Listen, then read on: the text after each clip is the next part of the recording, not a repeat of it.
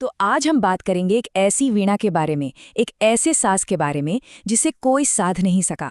ये कहानी है हिंदी साहित्य की एक बहुत ही खास कविता की, जो हमें कला, अहंकार और खुद को मिटा देने की एक अद्भुत दास्तां सुनाती है। जरा सोचिए, क्या ऐसा हो सकता है कि एक ही साज में एक पूरा का पूरा ब्रह्मांड समा जाए? उसकी सारी यादें, उसका सारा संगीत बस एक वीणा के अंदर। ये सिर्फ एक सवाल नहीं है, बल्कि यही वो धुरी है जिसके चारों ओर अज्ञेय की कविता असाध्य वीणा घूमती है। तो चलिए इस सवाल का जवाब ढूंढते हैं।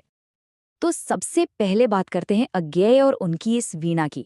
इस कमाल की कविता को समझने के लिए ये जानना जरूरी है कि इसे किसने लिखा और ये हैरान कर देने वाला आइडिया आखिर आया कहाँ से। तो ये है सच्चिदानंद हीरानंद वात्स्यायन अज्ञेय। नाम जितना बड़ा है, काम उससे भी बड़ा।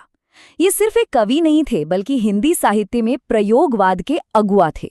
मतलब इन्होंने कविता के पुराने ढर्रे को तोड़ा और नए नए प्रयोग किए। उनकी यही विद्रोही सोच और नयापन असाध्य वीणा जैसी रचना के पीछे की असली ताकत है। अब यहाँ एक मजेदार बात है। आपको लगेगा कि ये कविता पूरी तरह से भारतीय है, लेकिन इसकी जड़ें भारत में नहीं, बल्कि जापान में है। जी हाँ, इसकी प्रेरणा एक पुरानी जापानी लोक कथा से मिली, जिसका जिक्र ओकाकुरा की मशहूर किताब द बुक ऑफ टी में है। अज्ञेय ने इस विदेशी कहानी को एक गहरी भारतीय रूह दे दी। चलिए अब कहानी के दिल में उतरते हैं। बात करते हैं उस रहस्यमयी वीणा की। ये कोई मामूली लकड़ी का टुकड़ा नहीं था, इसकी अपनी एक आत्मा थी, अपनी एक कहानी। कविता हमें बताती है कि ये वीणा बनी थी एक बहुत ही पुराने, एक रहस्यमयी किरीटी तरु से। सोच, एक ऐसा पेड़ जिसने ना जाने कितनी सदियां देखी हों, कितने मौसम झेले हों, और उन सब यादों को, उन सब आवाज़ों को अपने अंदर समेट रखा हो। और जब ये अनोखी वीणा बनकर तैयार हुई, तो इसे बजाना किसी के बस की बात नहीं थी। देश के बड़े बड़े दिग्गज कलाकार आए, सबने अपनी पूरी कला, अपना पूरा जोर लगा दिया, लेकिन वीणा टस से मस नहीं हुई, खामोश। उनका सारा घमंड, सारा हुनर उस एक खामोशी के सामने हार गया। और बस इसी खामोशी की वजह से इसका नाम पड़ गया असाध्य वीणा। मतलब एक ऐसी वीणा जिसे कोई साध ही नहीं सकता था, जो हर कलाकार की पहुंच से बाहर थी। ये एक चुनौती बन गई।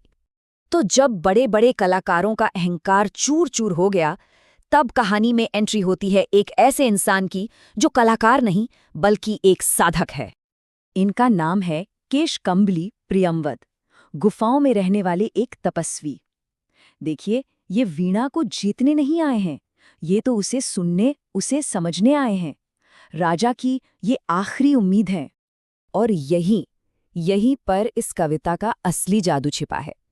ये दो रास्तों की कहानी है।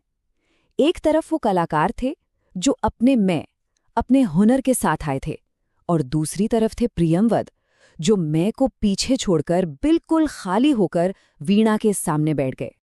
प्रियंवद के मन में जो चल रहा था वो कमाल का है। वो कहते हैं, वीणा मेरी गोद में जरूर है, पर असल में तो मैं तुम्हारी गोद में बैठा एक छोटा सा बच्चा हूं। मतलब कोई अहंकार नहीं, सिर्फ और सिर्फ समर्पण। और उन्होंने किया भी यही। उन्होंने वीणा को बजाने की कोशिश तक नहीं की, बस आंखें बंद करके बैठ गए और सुनने लगे। वो वीणा को नहीं, वो उस पेड़ की आत्मा को, उस जंगल की आवाज को, उस पूरे ब्रह्मांड को सुन रहे थे, जिससे वो वीणा बनी थी। और फिर उस गहरे मौन और समर्पण से जो निकला, वही इस कविता का सबसे बड़ा चमत्कार है। एक ऐसा संगीत जिसके सच कई थे। और तभी अचानक उस खामोशी को तोड़ती हुई वीणा खुद ब खुद झनझना उठी। जी हाँ, प्रियंवद ने उसे नहीं छेड़ा, वो तो बस एक जरिया बन गए थे। लेकिन कमाल की बात ये थी कि संगीत एक होकर भी एक नहीं था।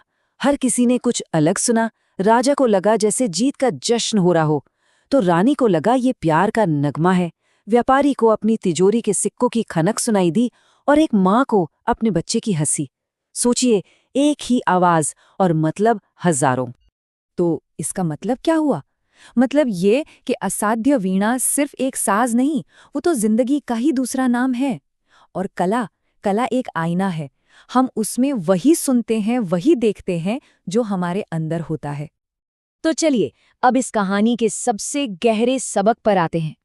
कला का और शायद जिंदगी का भी सबसे बड़ा सच, खुद को खोकर ही खुद को पाया जा सकता है। बौद्ध दर्शन में एक बहुत सुंदर शब्द है तथ्यता। इसका सीधा सा मतलब है चीजों को ज्यों का त्यों देखना, बिना अपनी पसंद नापसंद मिलाए। प्रियंबद ने यही तो किया था। उन्होंने वीणा पर अपनी कला थोपने की कोशिश नहीं की, बल्कि उसे वैसे ही स्वीकार किया जैसी वो थी। तो इस पूरी कहानी का सार बस इतना ही है, असाध्य वीणा को वही साध सकता है जो अपने मैं को मिटाकर बस सुनने के लिए तैयार हो। जब आप खुद को भूलते हैं तभी तो ब्रह्मांड आपसे बात करता है। और यही वजह है कि कोई भी कलाकृति हर किसी के लिए अलग मायने रखती है। एक ही गाना सुनकर किसी को खुशी होती है, किसी को गम, क्योंकि हम सब अपने अपने अंदर एक पूरी दुनिया लेकर घूम रहे हैं। तो सवाल ये उठता है कि अगर कला सच में एक आईना है, तो अगली बार जब हम उसमें देखेंगे तो वो हमें हमारे बारे में कौन सा सच दिखाएगी? सोचने वाली बात है।